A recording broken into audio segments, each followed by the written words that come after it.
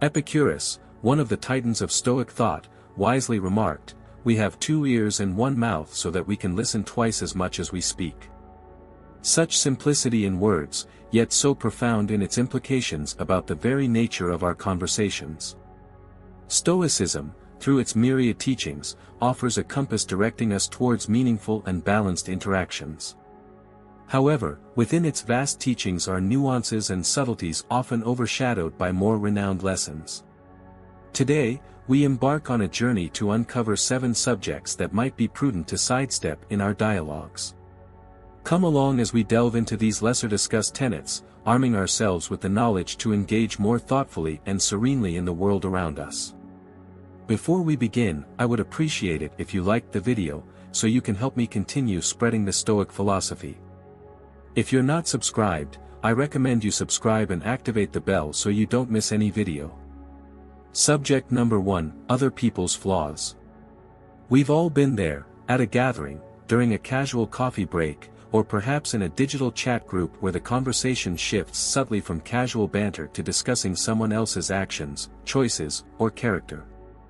The allure of gossip can be powerful, but what do we truly achieve by indulging in it? At its core, this practice sidetracks us from our personal growth journey, sowing seeds of negativity in our minds and the environment around us. For instance, imagine being at a family dinner where Aunt Martha's penchant for being perennially late becomes the evening's jest. These conversations might offer a brief, fleeting sense of camaraderie or superiority, but they erode the bonds of trust and companionship over time. A common misconception is that discussing others' flaws makes us more vigilant about our own. However, it does the opposite. Continual focus on external flaws can make us complacent about our internal growth. Instead, if we channel that energy towards understanding our behaviors and attitudes, we stand to gain so much more. It's worth remembering Marcus Aurelius's words, "In moments like these, waste no more time arguing about what a good man should be. Be one." Leading by example, demonstrating virtue in our actions and words, brings a certain serenity that comes with consciously deciding not to partake in gossip or needless criticism. By refraining from discussing others' flaws, we're not just avoiding negativity, we're making a proactive choice to foster positivity, trust, and growth both within us and in our circles. Subject number 2, Your personal wealth or lack of it. In our digital age, where a casual scroll through social media often presents us with displays of affluence and curated success, discussing personal wealth or the lack thereof has become a precarious territory. On one side, there's the subtle pressure to keep up with the Joneses, and on the other, a fear of being perceived as lacking. Yet, beneath these discussions and comparisons lies a turbulent undercurrent of emotions, envy, pride, insecurity, or sometimes even despair.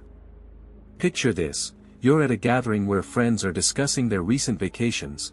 One visited the Maldives and stayed in an overwater villa, another explored the romantic streets of Paris. Listening to their tales, you feel a pang. Maybe you couldn't afford a vacation this year or chose to save for something else. The immediate reaction might be to defensively justify your choices or share a past experience to level the playing field. Or take a contrasting scenario. You've recently received a significant raise at work or made a profitable investment. At a dinner with friends, the topic of finances comes up, and it might feel tempting to mention your recent gains, not out of arrogance but perhaps to share your joy. Yet, as the words flow, you notice subtle shifts in body language, a friend's downcast eyes, another's polite yet distant smile. Suddenly, a light-hearted gathering takes on a different hue. Amidst these dynamics, it's invaluable to remember the teachings of Epicurus, who said, "Wealth consists not in having great possessions, but in having few wants." True wealth is not just materialistic affluence but a state of contentment. It's about understanding and appreciating what we have rather than yearning for what we don't. Sharing and celebrating success is wonderful, but it's essential to tread with sensitivity and awareness, ensuring we're not inadvertently sowing seeds of inadequacy or discontent in ourselves or others. Conversely, feeling content with our financial status, regardless of societal standards, is an empowering stance. It frees us from the emotional roller coaster of constant comparison. To cultivate a Stoic approach to wealth, consider reflecting on your own relationship with money. Does discussing it bring you genuine joy, or does it stem from a place of wanting validation? Recognizing this can guide our conversations towards more authentic and harmonious exchanges. After all, the most meaningful riches lie not in our bank accounts but in the depth of our relationships, the quality of our character, and the tranquility of our souls. Subject number 3, Past Grievances. Carrying the weight of past grievances can be likened to hauling a heavy backpack on a long journey. The more you hold on to, the harder your journey becomes. It's a natural human inclination to remember wrongs committed against us, whether they're major betrayals or minor slights. However, constantly discussing or reliving these grievances not only intensifies the burden but also prevents us from fully experiencing the present moment and the potential joys it offers. Imagine a childhood friend, Alice, with whom you've shared countless memories. Yet, one summer, due to a misunderstanding, she missed your birthday party, an event you had eagerly anticipated together. Years have passed, and you've had numerous happy occasions since then. But every time you both meet, the shadow of that missed party looms large. Instead of celebrating the present friendship and the shared bond, the conversations often circle back to that one grievance, preventing the relationship from blossoming further. As we navigate these feelings, recalling the words of Seneca can offer perspective: the greatest remedy for anger is delay. Instead of impulsively reacting to wrongs and cementing them in our memory, giving ourselves time to process and reflect allows us to approach the situation with a clearer, more balanced mind. Moreover, with time, many grievances that seemed monumental in the moment often lose their intensity. By continuously discussing past grievances, we inadvertently keep the wound fresh, preventing it from healing. It's not about forgetting or undermining one's feelings but about consciously choosing not to let past events dictate our present emotions and conversations. It's about recognizing the power and freedom in forgiveness, in letting go. When we release these grievances, we not only unburden our souls but also open up space for more positive experiences and relationships to flourish. In essence, discussing past grievances can feel momentarily validating, but true growth and peace come from introspection, understanding, and ultimately releasing them. The past can be a teacher, but it shouldn't be the driver of our present journey. Subject number 4, Predicting the Future. The human mind, with its incredible imagination and analytical prowess, has always been captivated by the idea of predicting the future. From deciphering patterns in nature to seeking answers in the stars, our ancestors too have tried to unveil what lies ahead.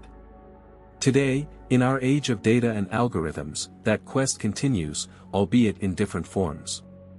Yet, while foresight and planning are commendable, obsessively trying to predict every twist and turn can become an exhausting, often anxiety-ridden endeavor. Let's step into the shoes of Maya, a young woman about to graduate from university. The possibilities are vast, but so are the uncertainties. Every dinner conversation with family turns into a speculation fest about job prospects, potential cities to move to, and the nature of the economy in the next 5 years. Friends constantly discuss potential career paths, comparing prospects and probabilities. The result? Maya feels an overwhelming pressure and anxiety stemming not from the present, but from the myriad unpredictable futures. As these waves of uncertainty and anxiety rise, it's worth pondering on Seneca's observation: we suffer more often in imagination than in reality. While it's practical and even wise to be informed and prepared, constantly discussing and speculating about an uncertain future can magnify imagined challenges, turning them into looming threats. More often than not, many of these predicted scenarios never come to pass, or if they do, they're rarely as daunting as our minds had amplified them to be. What Stoicism teaches us here is the value of embracing the present moment. Instead of getting lost in the maze of what-ifs, it's about grounding ourselves in the what is. While we can't control every facet of the future, we can control our actions and responses in the present.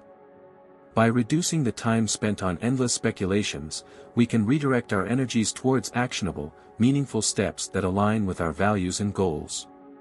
While discussing potential futures can be enlightening, it's essential to strike a balance. The true beauty of life lies not in predicting every sunset and sunrise, but in marveling at the hues of the present moment, confident in our ability to adapt and thrive come what may. Subject number 5, Petty Controversies. The magnetic pull of controversy is deeply woven into the fabric of our social interactions. It caters to our innate curiosity and desire for connection, even if it's over topics that, in the grand scheme of things, might seem insignificant. Such controversies might appear harmless at first glance, yet their insidious nature lies in their ability to consume our mental bandwidth and divert our focus from matters of genuine substance. Jenna, an ambitious young writer, knows this all too well. On a bright Sunday morning, with a fresh cup of coffee in hand, she settles down to pen a few chapters of her novel. However, a buzzing notification draws her attention to a trending topic on social media, a debate over a celebrity's new hairstyle. She reads a comment, then another, formulates a reply, and soon finds herself descending down a rabbit hole of opinions and counter-opinions. Hours later, the page she intended to fill with her creativity remains blank, her initial enthusiasm a distant memory. Now, extrapolating from Jenna's experience, it's easy to see the broader implications. These minor distractions, if allowed to persist, can accumulate, morphing into significant obstacles in our personal and professional lives.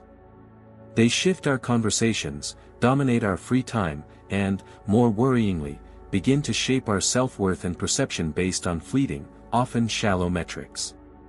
The wisdom of Epicurus offers guidance in such scenarios. It's not what happens to you, but how you react to it that matters. This sentiment reminds us that while we cannot always control the influx of controversies in our environment, we hold the reins when it comes to our engagement. By consciously choosing where we direct our attention, we reclaim our mental space, ensuring that it's reserved for endeavors that align with our aspirations and values. But how do we cultivate this discernment? It starts with self-awareness. By regularly evaluating our motivations behind participating in a controversy, we can discern whether it's out of genuine interest or mere habit. It's also beneficial to curate our information sources, ensuring that what we consume aligns with our goals and values. To immerse oneself in the vast ocean of controversies is a choice. Yet, with awareness and intention, we can sail these waters, anchoring ourselves in discussions of depth and substance and steering clear of the ephemeral whirlpools that seek to draw us in. The journey towards discernment is continuous, but with each conscious decision, we move closer to a life of purpose, undeterred by the fleeting storms of petty controversies. Subject number 6, Vain Displays of Knowledge. The pursuit of knowledge is a noble endeavor. Yet, it can sometimes lead us astray when the intent behind it shifts from personal growth to mere showmanship. Flaunting knowledge without genuine purpose is akin to hoarding treasures in a chest and displaying them for fleeting admiration, rather than using them to enrich one's life or the lives of others. Take the case of Arya, a passionate reader who always had a book in hand. Over time, her love for learning gave her a vast reservoir of knowledge on diverse topics. However, as she began to receive admiration for her intellect, a subtle change occurred. Instead of sharing knowledge to enlighten or assist others, her conversation started taking on a different tone. Whenever discussions arose, Arya would interject with obscure facts, often derailing the conversation's flow or overshadowing others' contributions. Instead of fostering connections and understanding, her interactions began to create distance and subtle alienation among her peers. While it's commendable to be well-informed and knowledgeable, the essence of acquiring wisdom is not just in its accumulation but in its apt application.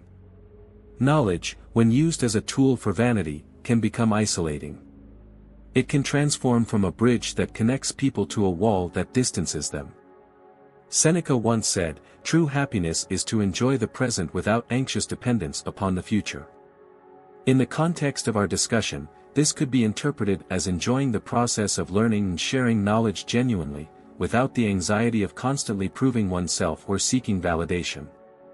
A genuine display of knowledge is not in reciting facts but in applying them meaningfully, in aiding understanding, fostering connections, and using what we know to uplift ourselves and others. It's about knowing when to speak, what to share, and how to communicate, ensuring that the essence of the message is not lost in the clamor for recognition. In our journey of continuous learning, it's crucial to frequently introspect and evaluate our intentions. Are we seeking knowledge to grow, or are we seeking it to glow?